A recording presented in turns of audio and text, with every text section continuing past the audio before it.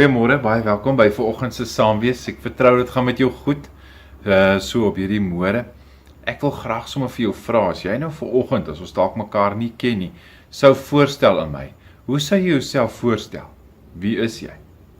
En natuurlik, wat sê jou ID-boek of jou sertifikaat van jou geboorte? Wat sê dit oor wie is jy? Wie behoort jy te wees? Eintlik nog belangriker, te sê maar wie is jy in Christus? Wie is jy in Christus? Ek vat jou saam met my na Romeine 5 vers 19.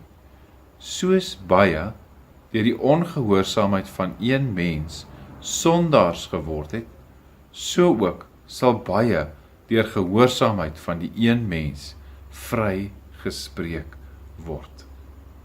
Hoor jy dit? Wie is jy? Glo jy dat die Here Jesus gekom het om vir jou te red?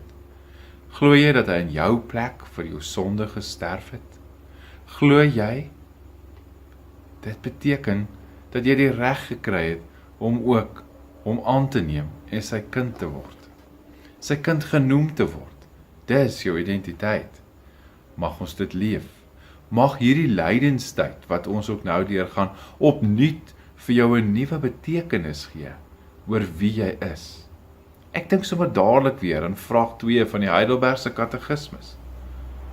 Wie is jou enigste troos in lewe en sterwe?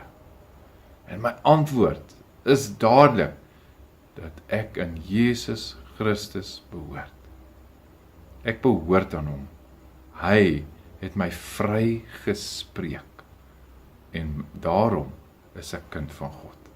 Kom ons bid saam. Here ons Here, baie dankie dat ek mag wees wie ek is. Dankie dat my ID-boek of my geboortesertifikaat dalk iets van my identiteit mag sê.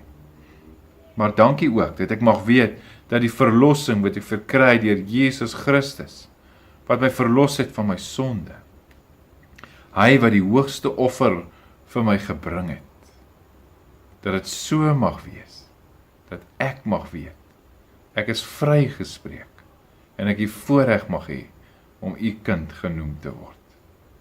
Dankie Here, dat dit vir u belangrik is, dat ek in my verlossing sal glo, en dat ek in my verlossing sal leef. Amen. Mag jy 'n mooi en 'n geseënde dag hê, kind van die Here. Mag jy 'n mooi en 'n geseënde dag hê, jy wat leef as 'n verlosser. Pas jouself mooi op.